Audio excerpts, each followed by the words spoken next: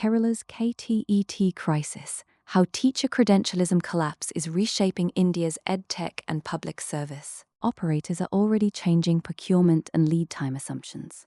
The shift shows up first in delivery windows, not press releases. We trace cause, incentive, and downstream impact in order. Teachers who passed the K-TET, the state's teaching eligibility test, and scored above the cutoff for promotion to grade I, were told they wouldn't get the grade they earned. No warning, no public explanation, just denial. On August 17th, a head teachers forum formally protested. But this isn't a payroll complaint. This is institutional collapse. Here's what's actually happening.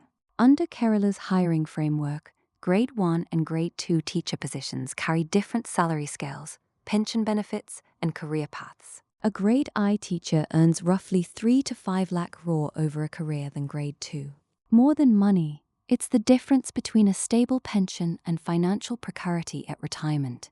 Teachers invested years in test prep, coaching fees around 15,000 rupees to 50,000 rupees per candidate. They passed. They scored above the line. The system promised them Grade I. Then the state changed the rules mid-cycle. Why does this matter beyond Kerala? Because this breaks the foundational contract that holds India's entire teaching credentialism system together. Pass the test, get the grade you earned. When a state government violates that covenant retroactively, it signals that state-administered credentials are conditional, subject to budget pressure, subject to political whim, and that contagion spreads fast.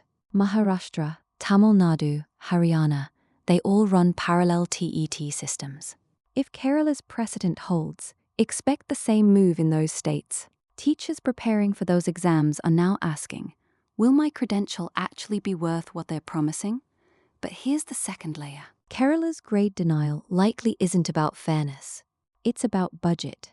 Promoting teachers to Grade 1 costs more. Rather than transparently cutting hiring or admitting fiscal limits, the Education Department used administrative discretion to suppress grade-based promotion costs. It's a hidden tax on merit. This pattern repeats across Indian public sector hiring. Neat seat caps cut medical seats after students had already prepared. SSC exams faced repeated cancellations and delays. Candidates lost months, coaching fees stacked, and the institution's credibility eroded.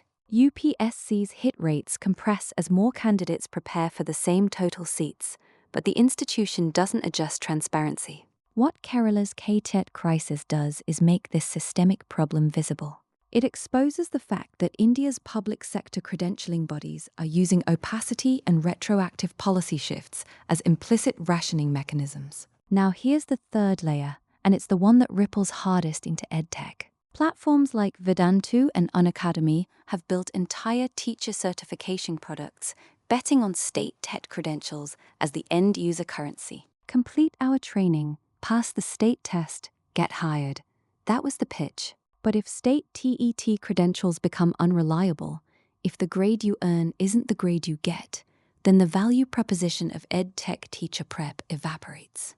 These platforms face a choice. Stay dependent on a credentialing system that's losing legitimacy, or pivot hard toward private schools where schools retain hiring control. Expect that pivot to accelerate within 12 months. EdTech platforms will decouple from state TET and invest instead in direct hiring integrations with private schools. The public sector teaching pipeline becomes less profitable. The talent outflow from public schools to EdTech accelerates. Then there's the civil service reform angle, and this one reaches all the way to the central government. Kerala's K-TET crisis will almost certainly trigger a national-level review of TET uniformity. The government may push for centralized TET administration, binding timeline commitments on grade announcements, and transparent formula-driven grade allocation with no administrative discretion. That would strengthen central oversight.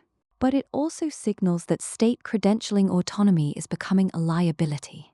Longer out, 18 to 36 months, expect blockchain-based teacher credential registries to emerge from this moment. Immutable, tamper-proof credential issuance. The National Council for Teacher Education may accelerate pilots. The demand signal is crystallizing now. Credentialing institutions need to be trustworthy, or they'll be replaced.